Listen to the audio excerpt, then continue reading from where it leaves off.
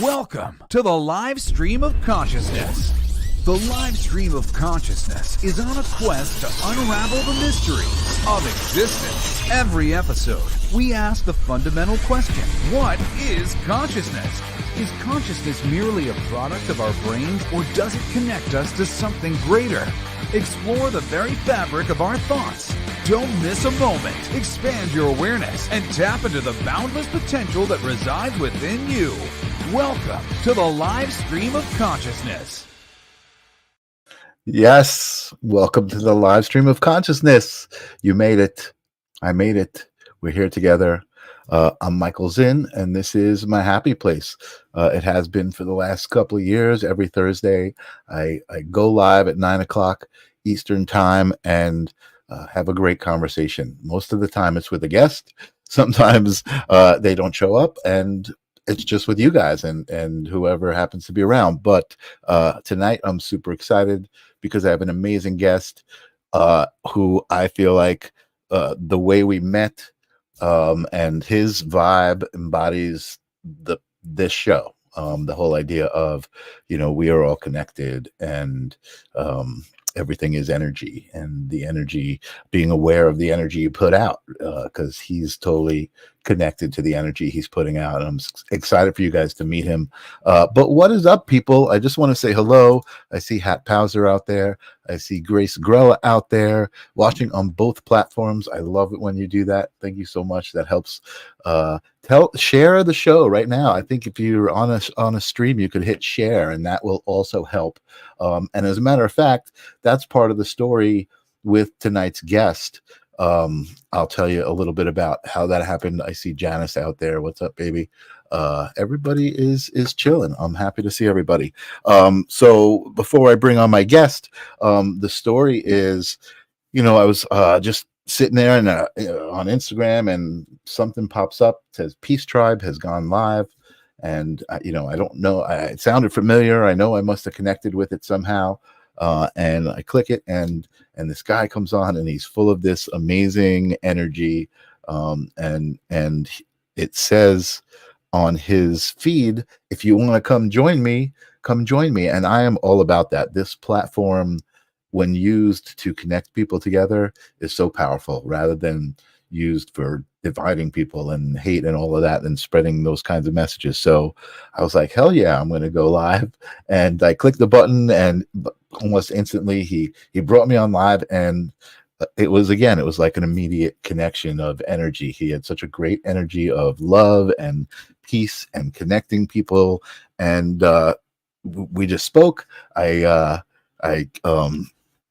talked about the live stream of consciousness a little bit, and so he got excited, I got excited, and here he's going to be on my show tonight. So I can tell right now that I'm already babbling, right? That's the point where I usually introduce the guest.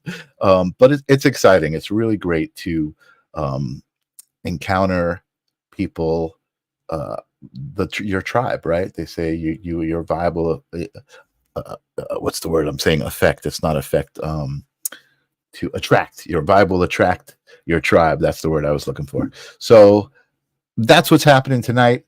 We're going to double the vibe. We're going to attract more tribe. So again, if you guys like what you see, share, subscribe, all of that stuff. And without further ado, welcome to the live stream of consciousness, Stewart Marriott. What's happening, Stu? Hey, how's it going, Michael? Thank you for that elaborate and lovely introduction. Definitely, your tribe. Your vibe attracts your tribe. That's for sure. 100%. You said it very well. Totally. And I think the important thing, and something that I think I relate to with you, is that knowing that your vibe attracts your tribe, right, helps you become more intentional with your own vibe, right? Because now you're like, oh shoot, I want to attract the right people. I got to be what I want to see. I've got to be what I want to attract. So it's really like kind of it forces you to up your game when you know that. So totally. That's great. Totally. Cool. Well, I'm super excited that you said yes to come on the show. I can't wait to talk about what you do and give you the floor to help spread your message and everything you're trying to do.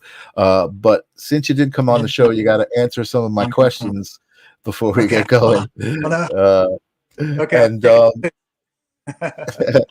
There's some of my favorite questions because there's no Oh, wrong answer, and okay. I feel like every answer I get just kind of adds on to the collective answer. So Love it. the basic question is, what is consciousness? What are we even talking about?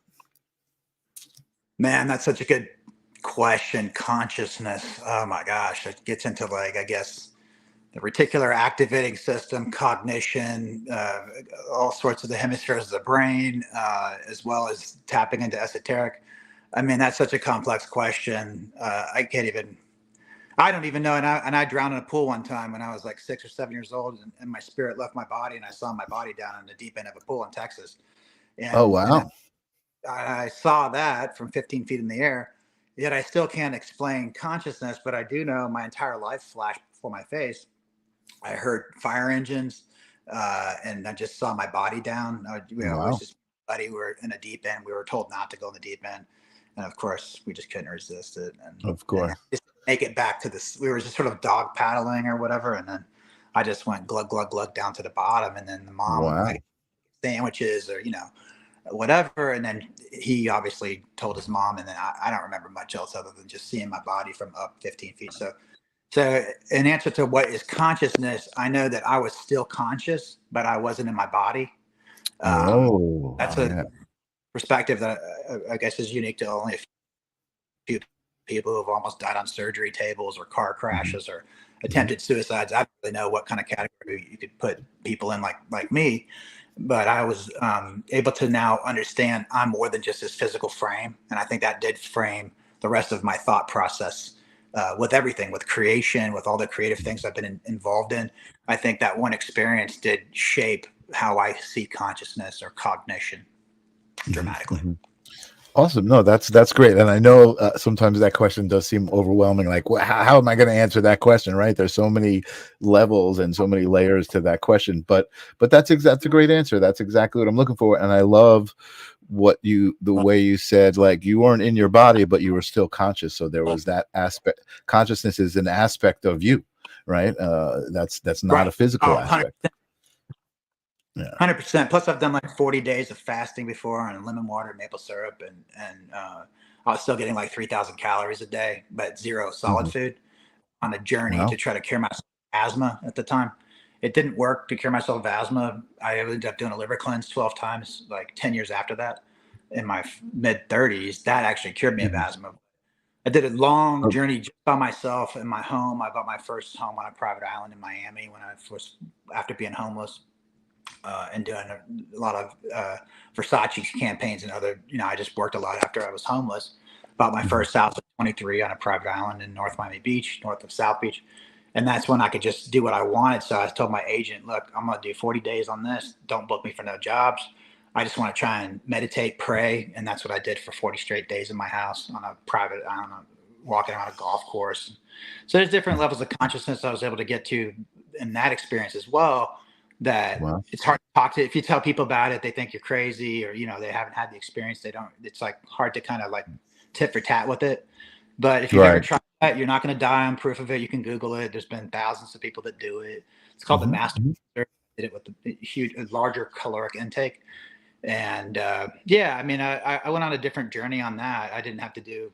I've never done drugs. I happen to be Mormon, so I've never done drugs. I've never drank. Didn't do the cocaine, hmm champagne, any of that. hmm I never Wow. did naked cigarette or alcohol campaigns either. Still made a lot of money every year. Not as much as the girls. That's where it's like, can the men just get equal pay as a supermodel to Cindy Crawford? Where's the equal pay, man? I was working just as hard as the girls. You know, That's I didn't want to embarrass you. I did do a little research and I did see a bunch of modeling pictures, but I didn't gather them together to bring them up on screen. okay. Uh, Next time, man. but Next you were time. kind of almost like there was like a fitness aspect, right, to your modeling. I mean, you were like Absolutely. Absolutely. Yeah. I mean, I did the Speedo campaign for the world. I mean, it was a point there where any guys, if they went up against me for something that was a physical, like a body thing, because I was a competitive gymnast, so I could do all Mhm. like double backflips and I could do one arm handstands. I could do all this crazy stuff in the physical. Plus, I was on par with all the other. I don't think I was in better shape than anybody.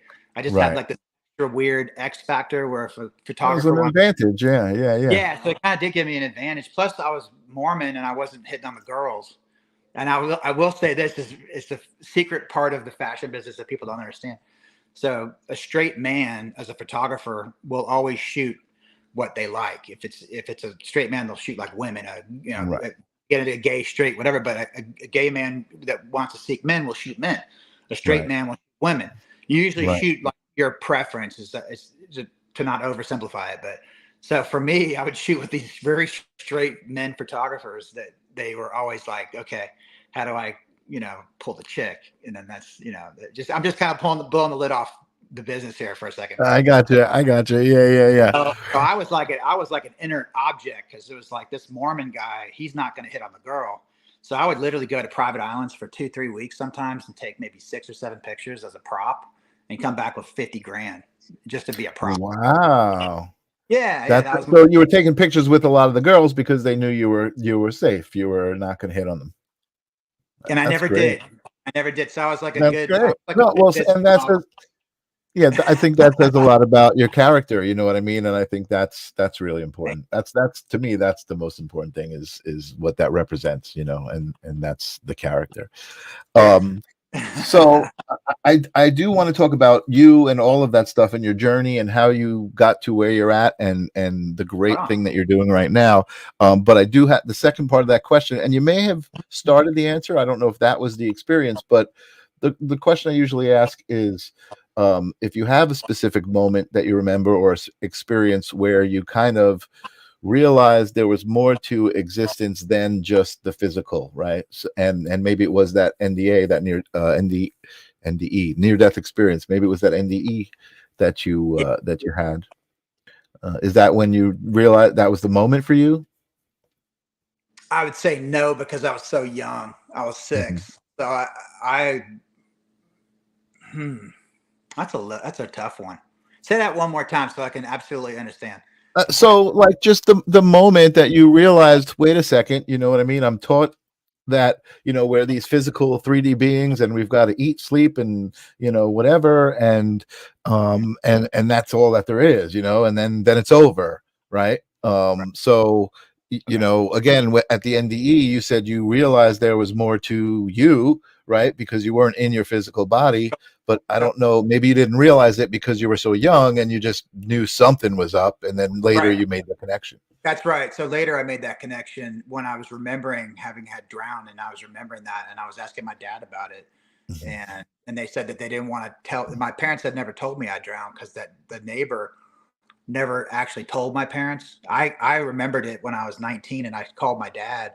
And I said, hey, I drowned one time. Do you know that? And he goes, no, I never knew that. And I said, well, I showed him on a map where the house was because I can remember it. I can draw a picture of the pool. Even right now, I can draw a picture of the whole house, the street, the pool, everything that I can remember when I was 6 or 5. And then I told him, this is my friend. And he called the lady and she picked up, and I was 19. And my dad said, hey, did my son drown in your pool? And she said, oh, yeah, he did. We were so scared because your last name's Marriott, and my family had started the Marriott hotels, and they didn't want him to be sued by the Marriotts. And so that's when it was one of those things where I don't know how she got away with that. I don't know, but she did. Wow.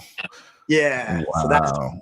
So at that point, obviously I didn't understand, but when I was around 19, I was remembering it. And that's when I verified it with my dad, called the lady, and then she told my dad she didn't want to be sued by our family. And then that's when I started more giving it cognition, and I started thinking, okay, yeah. But all my whole childhood, I would see my hands, and after that had happened, I would be walking and I'd see my hands, and I would look at it and think, this is not really me.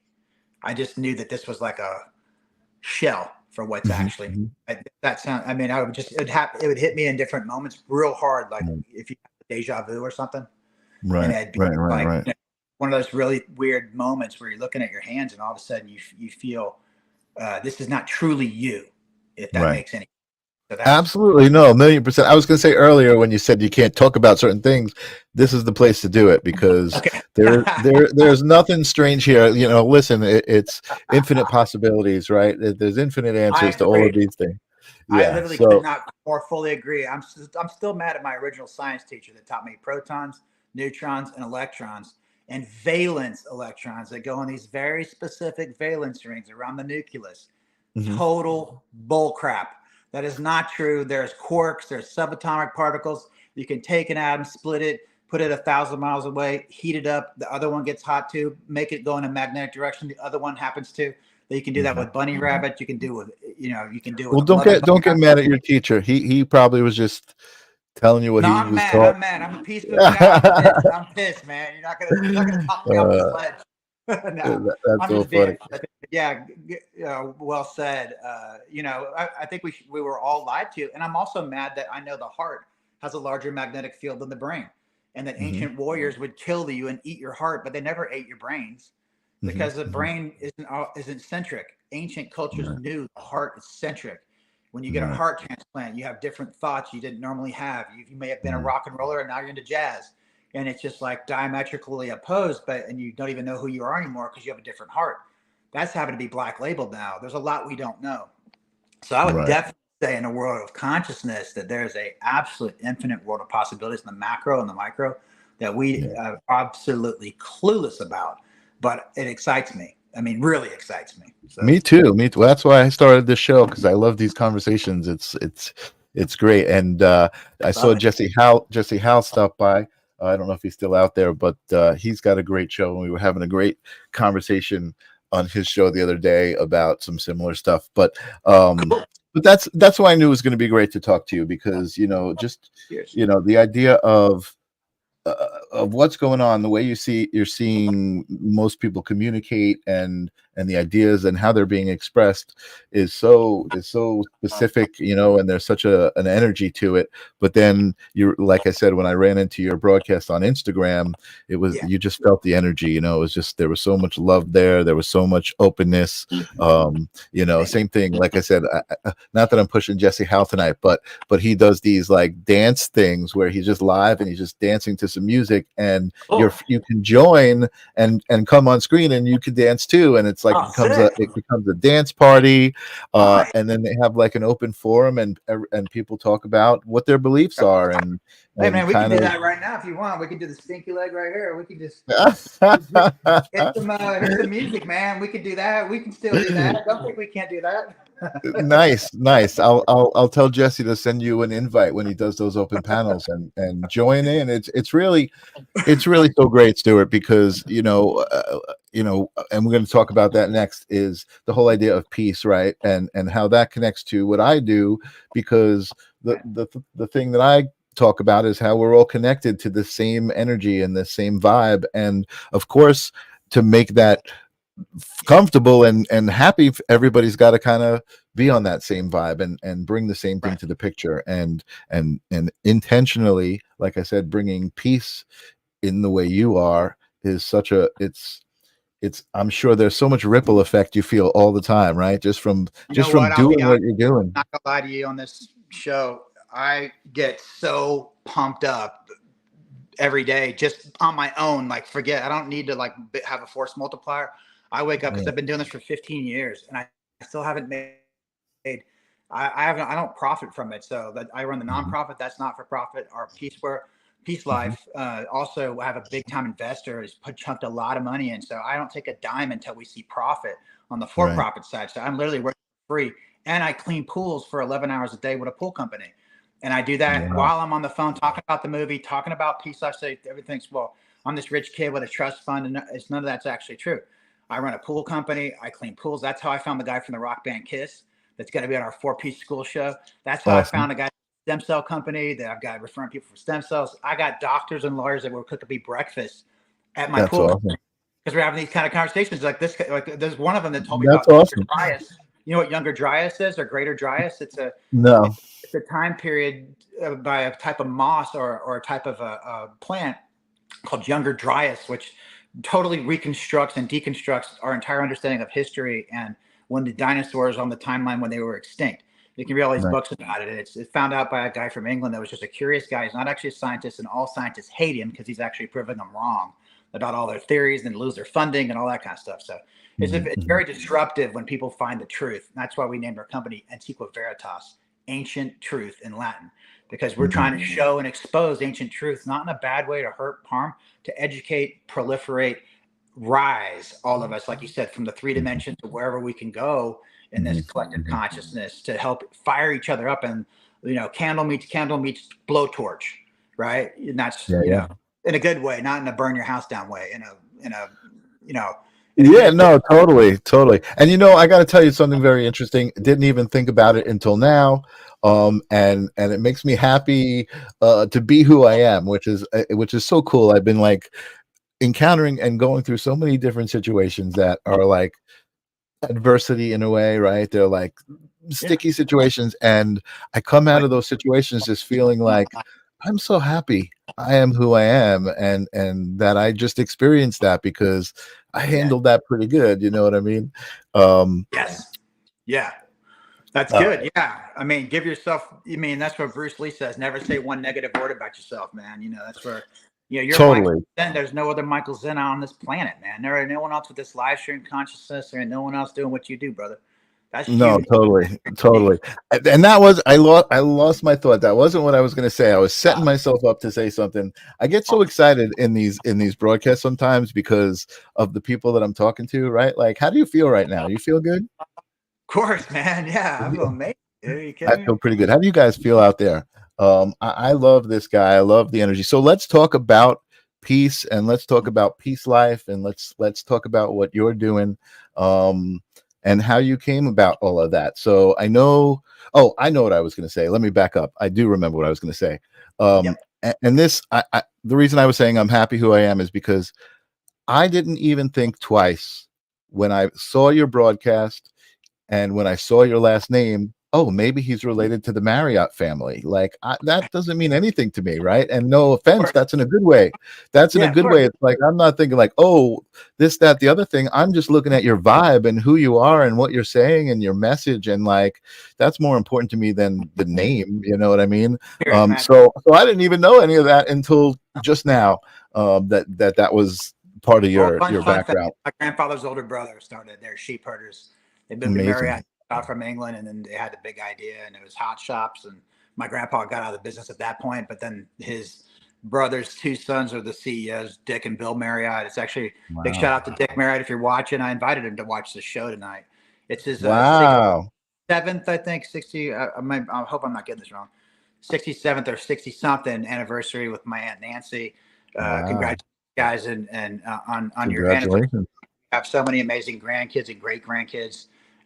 It's not that he's been so successful with the company, obviously, but he's a very great man, and I absolutely look up to him as a mentor. That's and awesome. Also, Nancy's amazing. So I have some very, very successful and very amazing and compassionate family that have been there in my life through my whole life. So that's just big shout out to my uncle. Awesome. That's awesome. That's the most important, really, is the energy and the love, that you experience. And it's I can't imagine you growing up around anything other than that. You know what I mean? Just because of who you are. But why don't you tell me, take me through, doing your own businesses and being the entrepreneur side of yourself, and then how that came to a nonprofit, and it seems like you care more about what you're doing, the cause, than money or any profit. That's true. Yeah, I do have monetary goals, and obviously making a profit is important. Sure. An underground bunker here in Vegas that I have to maintain. It's millions of dollars. I have to, I like to tell people I'm an underground bunker. I'm in an apartment complex here in Vegas, so I don't even own property at this phase of my life. After having been a property investor in my 20s and having raised all these different kids and stuff, all the kids are out of the house, so we're in a tiny 2-bedroom apartment, which is perfect for what we've got going on, and we can travel, and it's nice.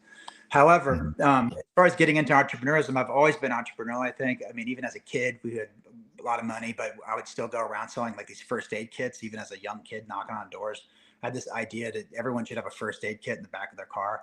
And I was so afraid of like mouth-to-mouth resuscitation if I had to do it. So it had this weird mouthpiece where you could do a plastic piece and you didn't have to do actually mouth. I was very funny. Yeah, I've seen that. I was very young. I might have been 10 years old, but I was knocking on doors doing that from a young kid. So I guess with the Marriott blood, my dad's an entrepreneur. He has a master's degree in business. Both of my Right. uncles have photographic memories, you know, the ones that run Marriott and the REIT side, my Uncle Dick. So a lot of genetic probably propensity towards, and plus I'm ADD and I'm also dyslexic. So I fit the category of someone that would be maybe a creator, I guess. I don't really know. But I just started off, I've always been entrepreneurial. I wrote 100 dreams list when I was 15, 16 in high school in a blow off class. I was studying to be pre-med, really. I was going to be pre-med, pole vault world champion, or top male model. And that's I took a class called Career Explorations. This is a blow off class. And a guy came in and I said, look, I'm a millionaire. I'm 30. This is what I did. I read the dreams list. I did everything on the dreams list by 28, whatever, including own a laundromat. He had a successful lawn maintenance company. He's, you know, very smart guy. He went to, I think, SMU, whatever, graduated with a degree in business. But that guy was a multimillionaire by the time he was 30. And he said, don't put no limits on it. So I literally went home and did it. I was like, okay, here's number one. I'm going to go to the moon on my honeymoon. Number two, I want a house on a private island. Number three, I want to be a top male model. Number four, I want a record deal. 5, you know, and I just had a whole list. I still have it in my fireproof safe. So I literally wrote it and put it away. But then literally when I was in college, I was trying to become pole vault world champion. I couldn't make that last like 16 inches to be a world champion. At least I felt like I couldn't. And I muscle tested. I was very cerebral. So I tested my muscles. My white twitch fibers are fast, but your slow twitch fibers are red. I was very scientific. Myopy, it's like a muscle test to see what I have, fast twitch, slow twitch, because they were saying scientifically you can't turn slow twitch into fast twitch, but you can turn fast to slow. And I was too slow to get the higher height. Didn't have those like wheels. So I thought, oh, dang it. Scientifically, I'm not meant to be. So that's when I decided to be homeless and moved to Miami Beach and just do it. I moved to Vanilla Ice's house on a party on a whim from Dallas with a guy named Tiny. One of my good, he's like, well, I don't know if you said this, African-American man. I don't know how to say this without fitting anybody. That's fine. That's good. That's everything's fair here. That's all good. We know what you're saying. We know what you're saying. A man called Tiny, 350-pound African-American, really dear friend of mine. We got in the car. We ended up at Vanilla Ice's house at a party. He kicked me out of the party because we were sort of like rivals. I was telling him he was beating up his girlfriend or whatever at the time, and I was threatening him. This is going back before I started Peacetribe, so forgive me, guys. I had a really weird and also violent past in Texas. We were all beating each other up, and we were all, you know, just doing weird stuff that way in the 80s. So then I ended up at Vanilla Ice's house, homeless, and then, you know, for 6 months I was homeless on South Beach. Tiny stayed with them, and they went to the Bahamas on his speedboat or whatever. I never saw him again, actually. Wow. That's like 30 years ago, right? So I was 23. You know, believe it or not, I just come off a Mormon mission. I went on a 2-year Mormon mission where I was doing a service mission, talking about Jesus, helping people for 2 years, which I raised money for, sold my truck, and I did that. So that was almost like a sabbatical from life and a service thing. So that was where I kind of built my spirit, my love of people, my love of serving people. And I paid to go. I mean, no one paid me to go. Wow. I paid. Yeah. Wow. At 18. So yeah, so it's that set me up, and then all of a sudden I'm homeless, and you know, I had a kind of a falling out with my parents, and then that was that, and then I never, you know, really had much of a relationship until years later with both my mom and my dad. So some different things have gone on and things like that, and then literally 6 months after being homeless, Versace grabbed me.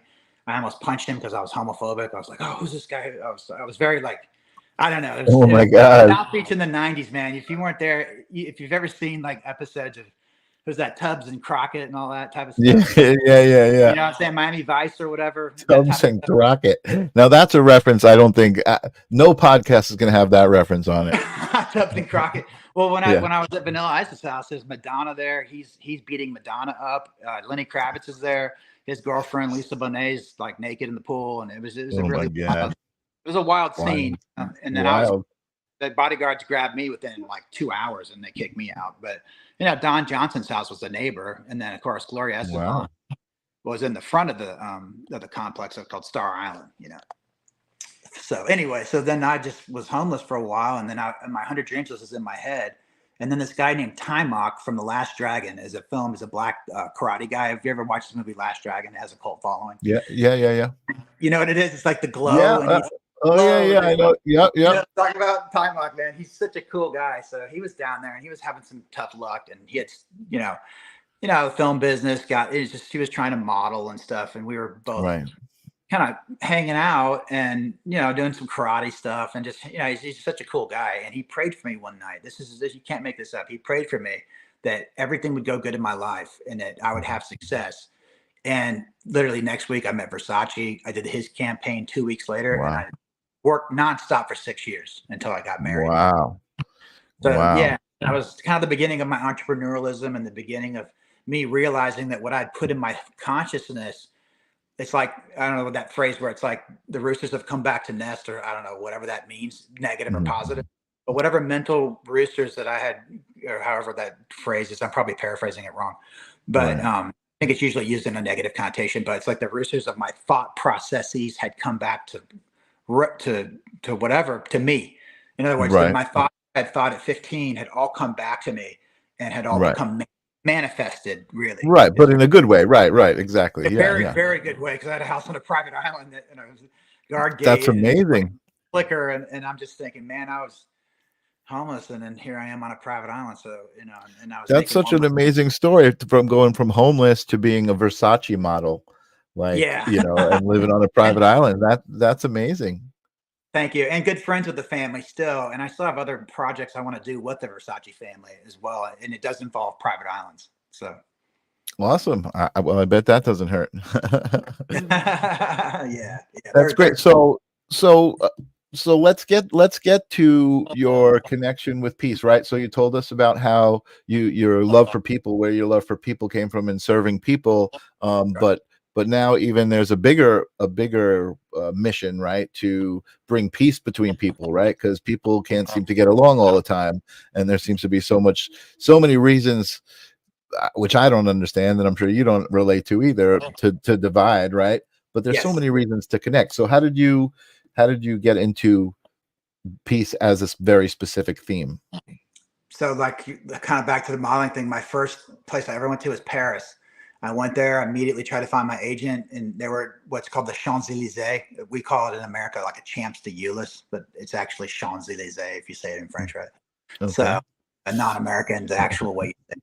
So I was near the Champs-Elysees in Paris, and you have, of course, the Plan de Paris, and you don't have the phones back then. You had a map, and it's this spider web, and everything's in francs, and you don't know shit, and you're 20, and you got different currencies, and you can't know up or down. The phones are different. They go boop boop, and they're big and clunky, and I don't know. There's all these different things that run through your mind. So I was in a bar and I said, "Hey, can I use the phone?" And then the guy's like, "Yeah, sure." And I go down these stairs and I'm down there, and I call the agency.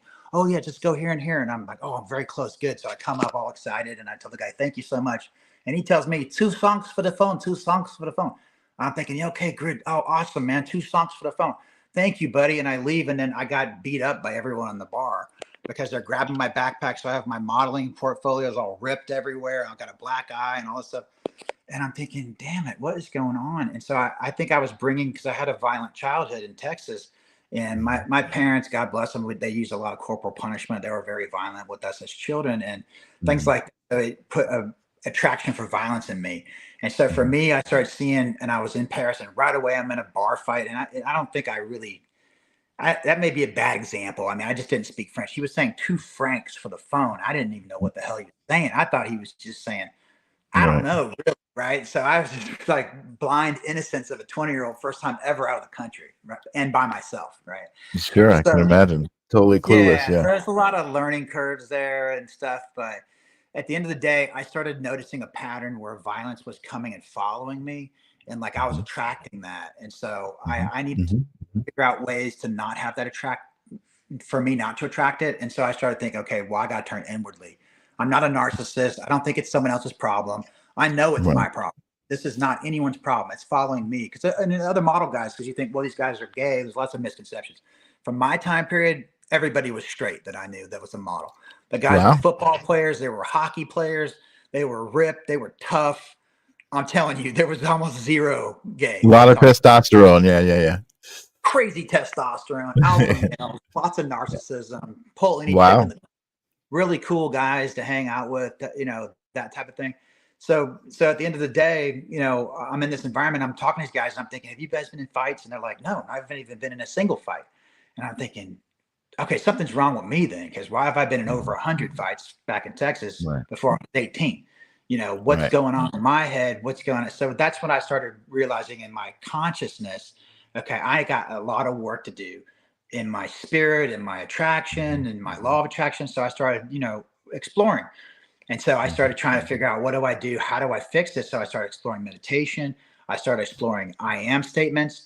And so I literally started recording, and I still have it on my other phone. Like if I press play on this other phone I have right here in my hand, I have like 3 phones. I've got this one, and I've got my English phones, right? But if I press play on my positive self-talk, you're going to hear, I am powerful. I am kind. I am loving.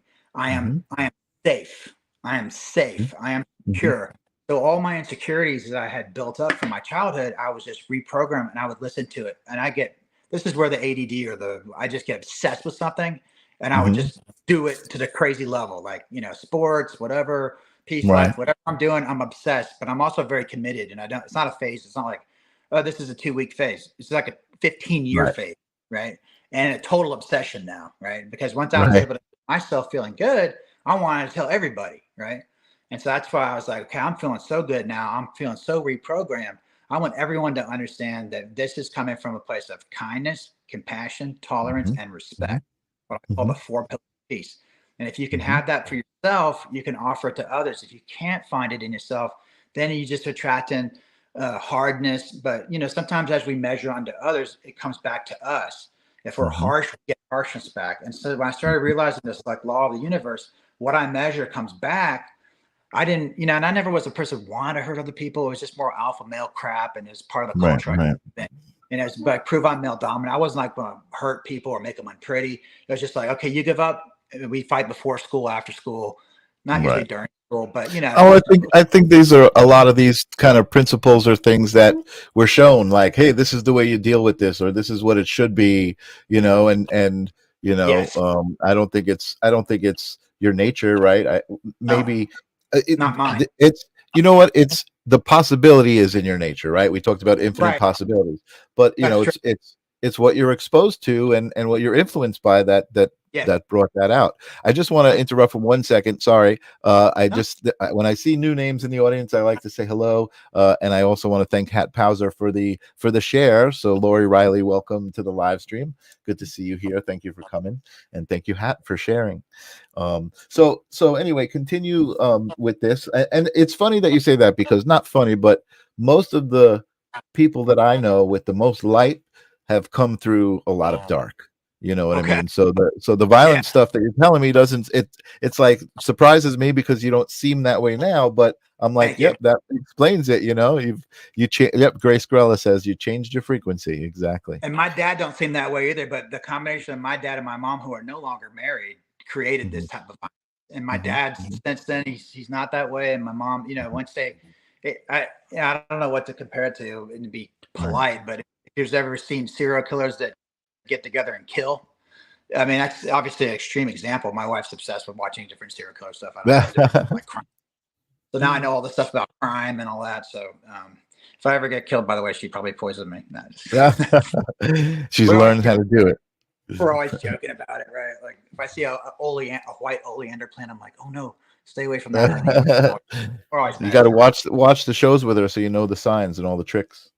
Yeah, I'm gonna have to start. That's exactly it. So, but at the end of the day, it's like they were like that match together, and they sort of like were into corporal punishment together. I don't know how that happened, but it wasn't a great thing. And I have a sister that kind of took a lot of the emotional abuse, and I took the physical personally. And I'm an older brother of 6 kids, so there's a lot of us in that little tribe, and so I kind of become the defender of kids, right? And I was like, kind of like stopped bullies from bullying in high school. I was like the anti-bully guy. But now I just want to work in this other space, which is all mental. It's all cerebral. It's all kindness to bullies. We're not anti-bully. We're not against bullies. We're for peace. If that makes sense. We're not for taking down the bully, because I think I did a post about this today, because I was seeing it, and it's I'm trying to look on my other phone while we're talking so I can find it, because as I know I did post something, but yeah, here it is. It's so you're looking at fight racism, right? So I don't know, I'm probably not doing this good, but it's like fight racism, right? So and I put on here, we're not fighting anyone. We reject the fight idea. we are just colorblind, and we are simply for peace. We're Yeah. colorblind for peace, man. We don't need to fight racism. I mean, Right. what's the fight That's about? that's an amazing example of language being used in a way, you know, a very manipulative way, right? I mean, Yeah, I it's agree. like, I agree. I you agree. know, I mean, you know, and right when you put it up and you said, look, it's fight racism, I'm like, holy crap, like, what is that? You know, like, there's the Well, it gets into programming in the words, you xenophobia. It know? gets into xenophobia, right? It's like who are we going to fight? Who needs to get fought in this picture? Does the black Right, guy need to fight the white guy? Does the white guy? How about this? And I've heard, right. and I was a break dancer, man. I know. I hung out with the brothers, man. I was like the only white Sure. guy in the whole crew every time. We slayed Right. each other in battles. We would do it at the roller skating rink every weekend, and it was just like rap music, brothers. No, and Yeah, it yeah. was never a thing. And I never ever saw color, and I don't think they saw me as white. Right. But you got people like Lawrence Fishburne and some other black men that will say, look, can we just stop talking about color? Can we just stop it and say, I'm a man and you're a man? I'm not a black man. I'm not a white man. I'm not a Chinese man. I'm a It's just human. stop it. You know, we're Yeah. just human. Yeah, we're Yeah. human. And that's where, you know, I think the media understands, and they know if they can get people riled up and mad about something, they can control kind of control. Peace life's not about that. We're not riled up. We're not mad. We're focused on ourselves. We're focused on the pillars of peace: kindness, compassion, tolerance, and respect for ourselves. When we have that, we can extend it to others. We're not mad at other people, you know. I think someone's commenting, Mother Teresa. Is that maybe one of your people? But Hat that's a Pauser great says Mother comment. Teresa said she wasn't interested in anti-war rally, but would attend a pro-peace rally. So You know, again, the idea of the language being anti, you know, anti anything is, you don't want to be anti anything because that is what war is, right? you nailed it. And Hat or whoever just made that comment, that is actually where I get the idea from, Mother Teresa. Just so you know, just That's amazing. so it came from Mother Teresa. So Stu, I'm going to give you an idea right now, right, or a thought, because I just thought of it here live on the live stream of consciousness. Hit me. And that is what we just said, right? So you said, oh, a black man, a white man, and I said, no, we're all human, right? But what is hue? A color, What is hue? right? Hue is the color. spectrum of color, right? So we're all you human. That's what amazing. are you doing? What are you doing right now, man? You're working your magic on us right now, brother. I just, you know what? It just came through as we were talking. So that's you and me, brother. That's synergy, bro. You can't. It's 1 + 1 = 1,000,000 right there, bro. It's 1 + 1 = 10,000,000 right there. Amazing. So put that on a shirt and just give me, 2%. Okay. Verbal contract. Yeah, awesome. No, but I again, that was part of what attracted me to your broadcast. It wasn't just like, ooh, I want to get on and promote my broadcast. I was like, what is this all about? By the way, I'm totally cool with that. I got zero dog in that. Yeah, no, and that's your message, right? Peace is like, hey, we're all special. We all have, something. You know what? And my brain is on fire right now. So this is a conversation that we've had before about consciousness and about who we are, right? And that idea is that we all have a piece of the puzzle, right? And totally. and I mean, and we all present them to each other, and there's some people who are like, yeah, you know what, I don't quite fit next to you, but I'm gonna go over here, and we're still part of that same puzzle.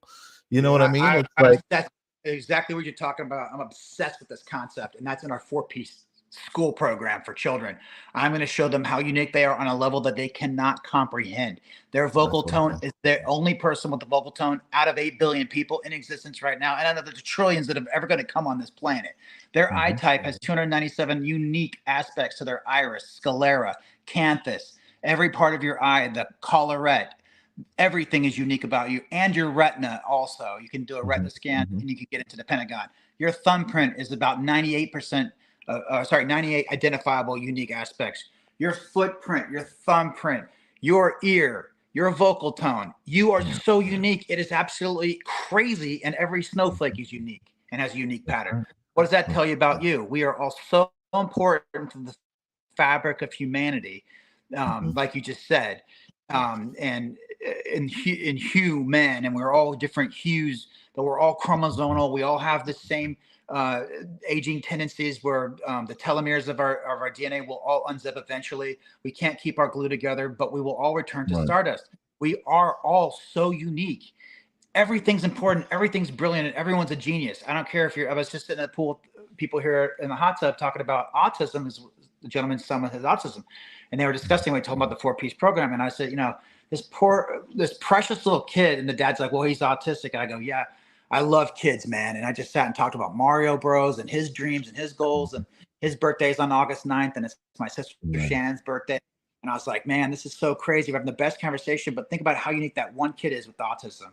And you think, okay, well, and he can remember every turn in this city and every city he's ever been in Las Vegas. And he tells his dad, oh, it's a left turn, not a right. And he's never wrong. Wow. Right. That's just him tapping into part of his brain. It's so unique, right? He's like a literal GPS. Right. But, and he shouldn't be discarded. His worth is infinite, just like yours and just like mine. Absolutely. And I talk about that all the time, about how they describe autism being on the spectrum, right? And I'm like, wait a second.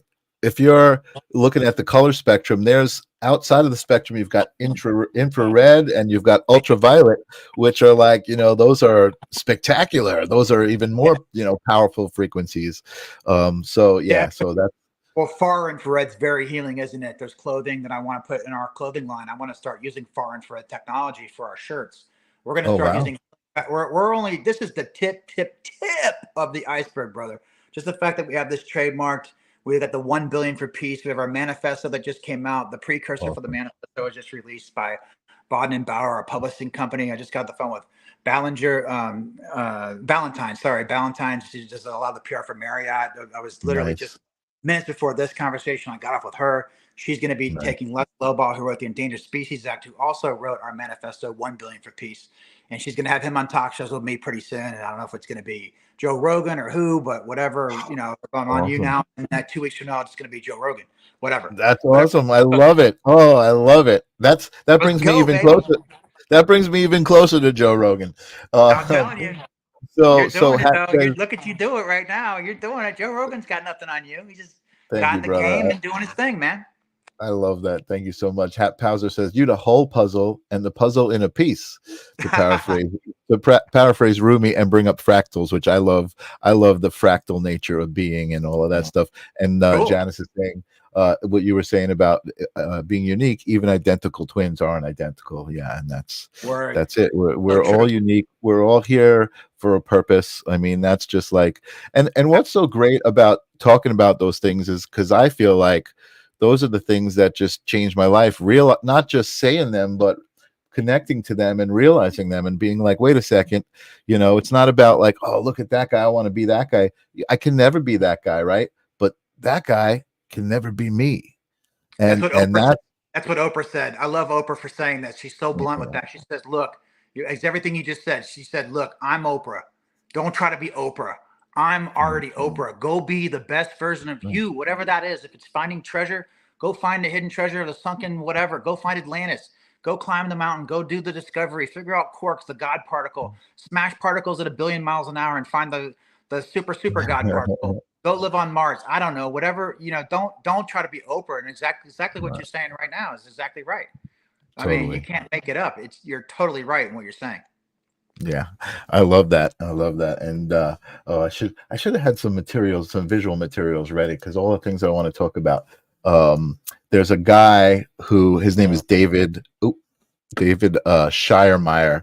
And he's doing these photographic experiments, visual experiments with frequency, right? So you've seen cymatics, right? Cymatics, right? So he's got these dishes of water. And he's got them on a speaker and he's vibrating at a certain frequency. And he's got a camera pointing straight down, right? So it's actually a video. And I was watching it the other day and I was telling Janice this. I felt like I was interacting with that visual, like it was a frequency. And I felt like I'm actually, it's seeing me and experiencing me as I'm experiencing it. That was just the weirdest feeling to have, man. I was like, Water is something else. I don't know what water is. I mean, water is very mysterious for me. When I meditate, Mhm. I love to be in water. I love to put Epsom salt in the bath. My wife will end up trying to demasculate, whatever that term is. Whatever happened. Right, right. What happened in the Academy Awards when Will Smith went up and slapped somebody if he was demasculated by his wife? Whatever. If I take Epsom salt baths, my wife's like, "Well, did you shave your legs in there, and are you Oh gonna?" God. Right. I mean, she's just taking the nick out of me, right? But I That's take funny. sometimes like 5 hour Epsom salt baths, or I'll go out in the desert and I'll lay on the dirt for 12 hours. No. I'll just ask creation. I'll say, like, I am nothing. I consider myself the dust of the earth. I'm not movable and malleable to a great creator's Mhm. words. I have enmity with great creation, but I do desire to be a great creator and co-create with, um, however you want to say, energy, source energy, deity. You put a Mhm. label. I don't care what you want to say on it.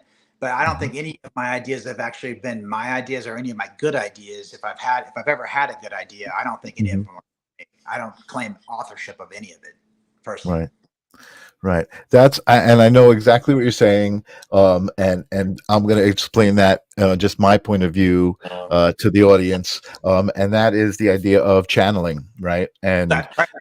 and I can remember 10 years ago, browsing through the internet and coming across a channeler who's talking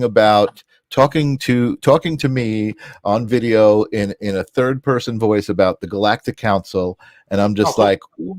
like, that's a little out there for me. I Mhm. don't really get that, right? And then years later, through Right. experiencing it on different levels, meeting a channeler who was doing it, her name is Sarah Curley, and having an emotional response to what she was doing, right? So she was doing her Wow. thing, and Okay. I just started bawling. I was just like, what's going on here, Okay. and for me, and I love telling this story too. Forgive me for going on a tangent, but It's all good. when you cry, that feeling, that emotion is a signifier of a very not a signifier, it's a symbol, or it's a indicator, an indicator, that's the word I'm looking for, Okay. of a very significant moment. You are actually at that moment touching your soul, right? And the reason I Right. say that is because it's a thought. Whatever the thought is that's in your head is Mhm. actually physically manifesting itself as this feeling, this tightness in your throat, this Mhm. actual liquid that starts coming out of your eyes. That's physical. That's not just an idea. That's an Right. idea, a thought becoming physical. So Yeah. again, Physical to me, manifestation. Physical right, manifestation. right. Right. So to me, that anytime I react to something that it just makes me choke up and I get emotional, I'm like, I got to pay attention, right? Smart. So Smart so man. it changed my whole perception of what channeling was, right? And I knew that this person wasn't making it up what they were doing. They were actually doing something, right? They were connecting to source in their own way. That's how they were expressing that connection. And Totally. it made me realize the moments in my life. I looked back on my life and I realized, like, when I was playing it in a band with my friends and I was just there in the basement playing music and we were connected through this invisible vibration, Right. that was all channeling. That was all connecting to source and being in the moment purely. Totally. Um, and You're right. and and Because kids don't know how to do it. Kids know how to play. Kids know how to connect to trees and animals, and kids know how to do it. We forgot as adults how to play. We've forgotten. We have to be reminded of it. How you're talking right now.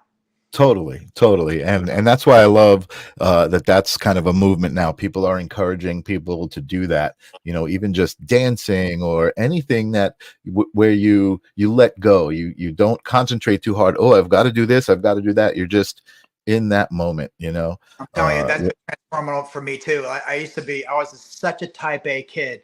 I have to plan everything, plan. So people say to me all the time, this is our 100 Dreams List idea, right? With the phone app that we now have, which is actually live. We have a live phone app now that Phone I've been app. working What does it do? 6 years on this one, right? And I've been talking about it, and everyone's like, oh, sure, you're gonna have a phone app. But this app can help kids to literally, this is the app right here. So I don't know if I can get What's it it on called? screen. So it's called Four Peace Schools, and this is it's Peace Life Four Peace Schools. So it has 100 Dreams list on there, suicide hotline, the 4 pillars of peace, meditation links, And so when it gets into this, when you go into the 100 dreams list, you can literally go in to make 100 dreams yourself. Like I made my 100 dreams, and that's how it became a top male model as well as whatever. And you can choose from a list of things like climb Mount Everest, be in a Wow. rock band, like you're saying, clean up. There's like clean up space debris. There's about I 1,000 love that. options and choices. And as soon as you touch one of them, it goes straight to the top of your list and adds it automatically to your list. So That's cool. like, so climb Mount Everest, I just hit that one. So now it's climb Mount Everest is number one. You can literally have the kids when we do our 4-piece school show. Within 49 seconds, the app is downloaded on Apple or Android, and they're actually making their first 100 dreams list, their first 4 top goals of their life for the first time in their life, and tapping into their potential and making cognition and conscious what they want to achieve. And that's one of Oprah Winfrey's number one advice. I like to quote her on a few things. I like to quote Einstein, Oprah Winfrey, sometimes Mother Teresa, and I'm just quoting you now after you started up with this whole color palette thing. Human. Hues of man, the hues of man. Yeah. Style of man, the hues of man. I see the gears working. They're spinning. I see it. Huey News and the man. So it's like the hues of man. You've got it. So, but with this, it affords kids an opportunity to finally be focused in a way. And this is what Oprah said when asked, what's the most important thing you could do to be successful in life? And she said this very simple answer: one thing, know where you want to go, know what you want to do, and you can achieve it. If you don't know, you're just going to go in circles, right? It's just common sense, really, isn't it?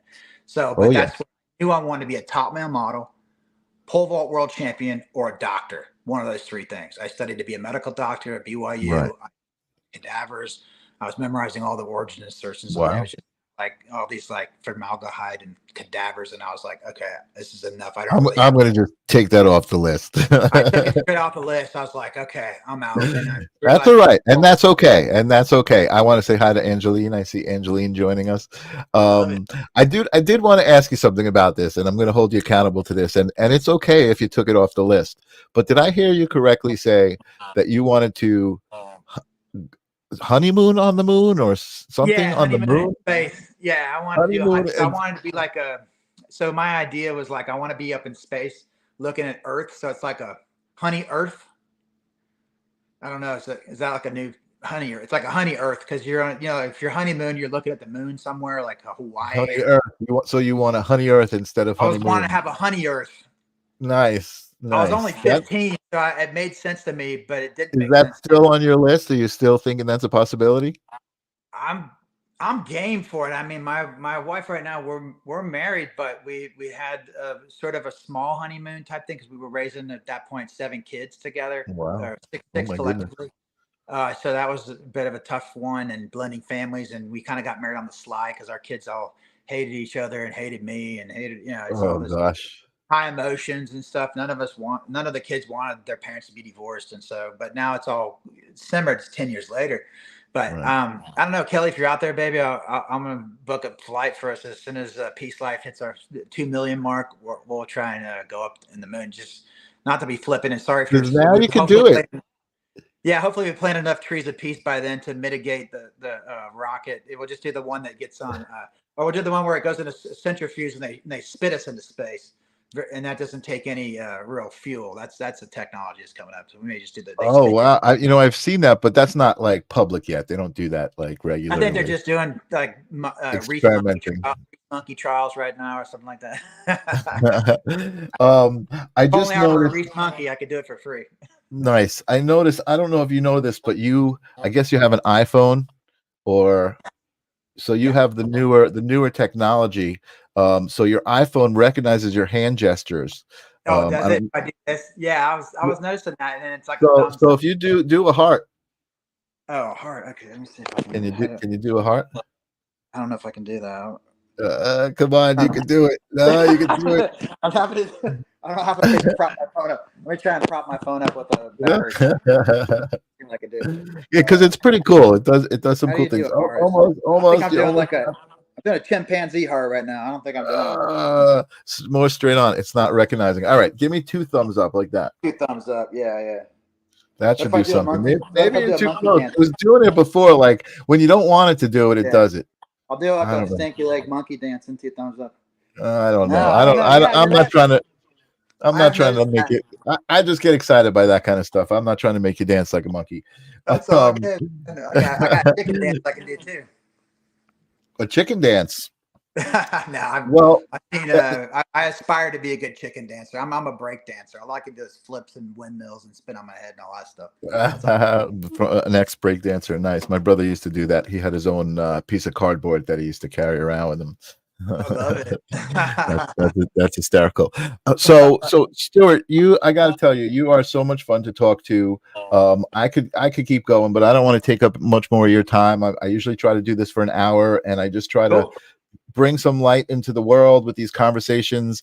Tim said earlier that I'm spot on. So I was talking about just thinking positive and being light and aware of the energy that you bring. And he says it was you and Jesse in this show that opened his mind and gave him his epiphany moment. So thank you, Tim, for that. I know you must have had it before that, because I know you and I know you're a great guy, but I appreciate you even attaching me to that sentiment. So thank you. And thank you for always being there. Tim, by the way, was friends with Jesse, or is friends with Jesse, who was one of the original hosts of the show and has been watching ever since, from show number one. He's been here for like 2.5, 3 years, however long we've doing that. So kudos to Tim. Thank you so much for always being there. Love it. But again, so where can people find what you're doing with Peace Life? Sure. So we have a website. It's at peacelife.shop. We didn't get the .com, but we got the .shop. So we got that popping. Okay. Also, Peacetribe _ had started off from years ago, and then we just sort of kept the following on Peacetribe _ for Peace Life. It sort of merged into a collective of a think tank for peace plus the fashion. So that's why we're trying to get 1 billion for peace, 1B for P. I will be walking barefoot with a guy we just met him. He was walking across from LA to Vegas, and he's going to New York barefoot. He's called the Barefoot. What's it called? The Barefoot Dutchman. And he's set up Guinness Book of World Records. He walked up to the base camp of Everest barefoot and got a record. Wow. He's walking. I'm going to be walking with him barefoot either tomorrow or the next day, 12 hours. Awesome. Yeah, to raise money for men's mental health. So it's like a hashtag. It's like Tough Men Talk, or what was it? I posted it on social media. It's Tough Men Talk or something like that, trying to bring awareness towards men. Oh yeah, I think I saw that earlier. So I've got the Peace Life shop up on the bottom of the screen. So for you guys at home, one of the things that was so great about Stewart is when I went on live, he offered me something from his shop, and I've been wearing ever since. I don't have it next to me, but this great bomber jacket that has the 4-piece logo. And he's got some amazing merch. He's wearing the hat right now. Show the hat that you're wearing. Broken arrow. And the broken arrow symbolizes peace. And I'm gonna have like to now pirate stuff. It's 4 people. Like you don't know. Nice. Is this Versace? Who knows? Is this like a Louis Vuitton? I don't know. No, That's very cool. No, that's very cool. Thank you. I love it, and I encourage people to go to the shop and check it out, and I encourage people to try to catch you online on your lives, because maybe they'll win something, and I encourage people to go live. So that was something that I was talking to you earlier about. Jesse Howell does. Janice is saying Brave Men Talk. Brave Men Talk. Thank you. Yeah, that's right. But something that Jesse Howell does is that open forum, right? And it's surprising that more people don't join, right? Because he's putting the link out there and everyone can join. And when you go live and you're like, hey, anyone come on, and no one's coming on, I'm like, what a great opportunity to just connect with another human being. Like, why would you not do that? It's just, it feels so good to do it. You know what I mean? I agree. And I love it, man. Yeah. Like when you came on, I could tell your vibe was pure. I was like, oh, we got a good one here. Yeah. And I mean, I hope that what Jesse's doing starts to take hold a little bit more. I've tried it. I've gone online and been like, hey, anyone want to come on? And it's like tough to get people to come on. But I think people are afraid to be like, look how they look, or they don't feel like they look okay today, or their hair isn't right, or got a pimple, or they don't want to say something silly. But you know what, like how you're I feel very comfortable. I'm talking about, I had a death experience and I saw my body, so clearly I feel comfortable talking to you. Yeah. And you know, you're not going to do anything that makes people feel funny or anything, and you know, I won't either. So I think that's the big fear. Public speaking is one of those big fears, isn't it? Or change is a Yeah, big. absolutely. Absolutely. And again, it's so easy and it feels so good. And I feel like, again, I think that's why you do what you do. That's why I do what I do. I mean, I love when I saw that, I was like, man, that's what I want to do. Invite people on and, just like talk to anyone who wants to talk to me. Cause then it's like, you both want to be there, no one's there because they have to be there, Totally. I love that. That's great.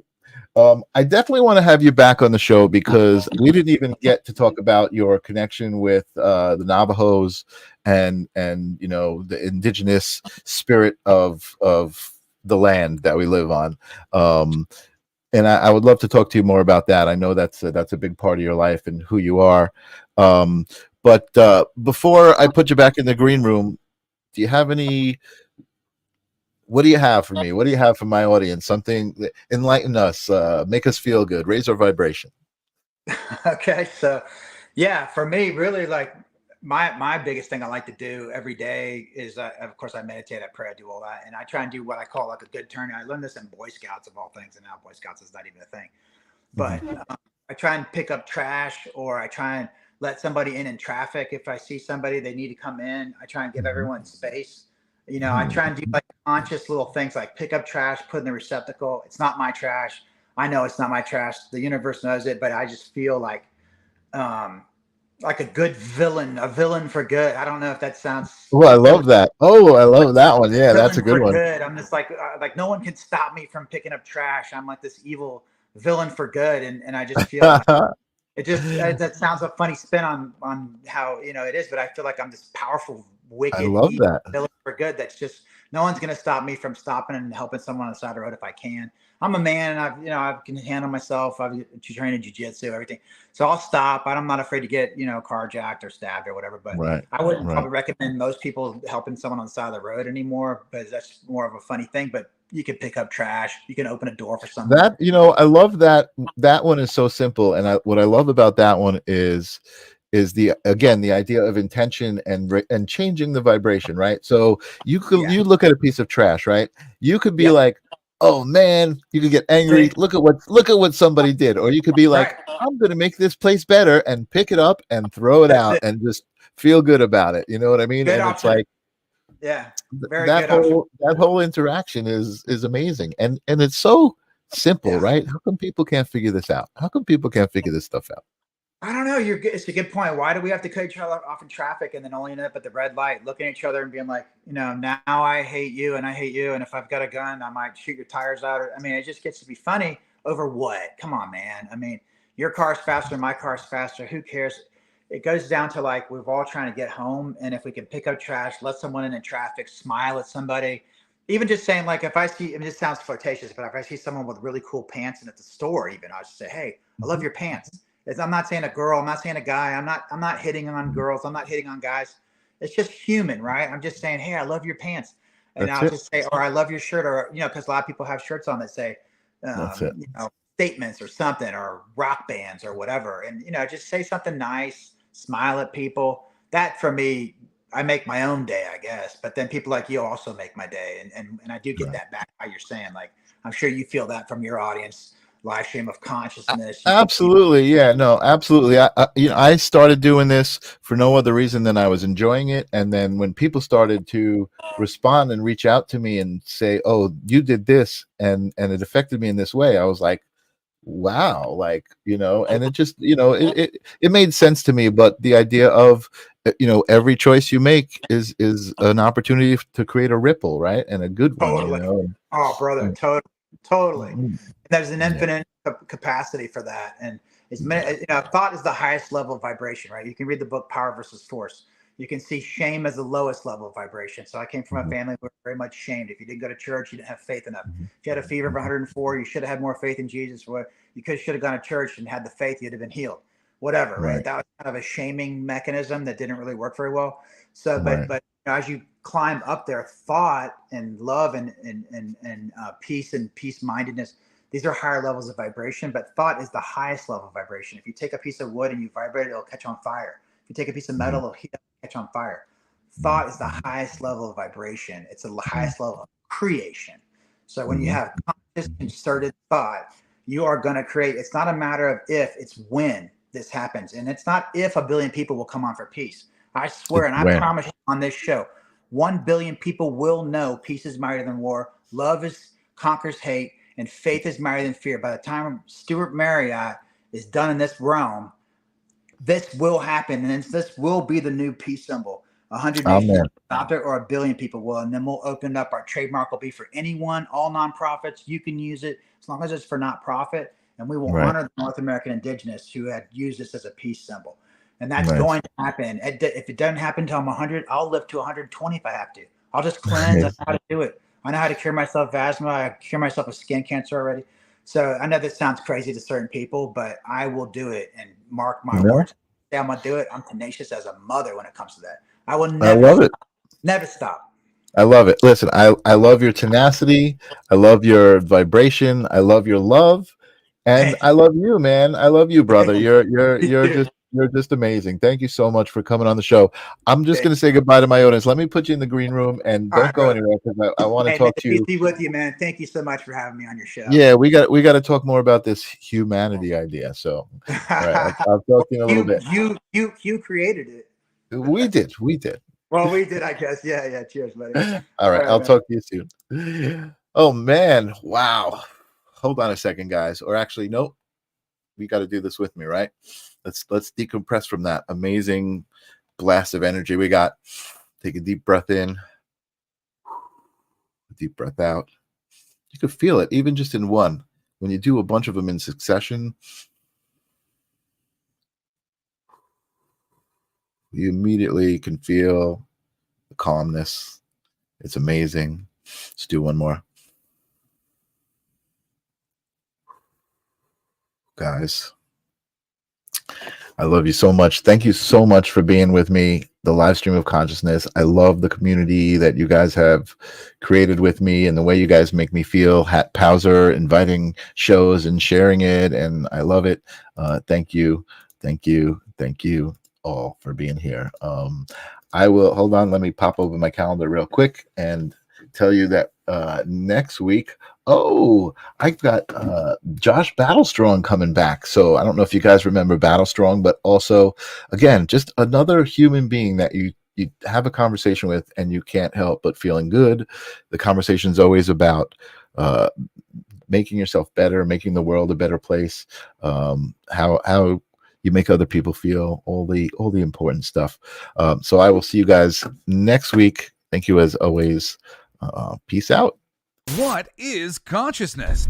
The live stream of consciousness is on a quest to unravel the mysteries of existence. Every episode, we ask the fundamental question that has captivated human minds for centuries. Is consciousness merely a product of our brains, or does it connect us to something greater? Explore the very fabric of our thoughts. Don't miss a moment. Expand your awareness and tap into the boundless potential that resides within you. Welcome to the live stream of consciousness.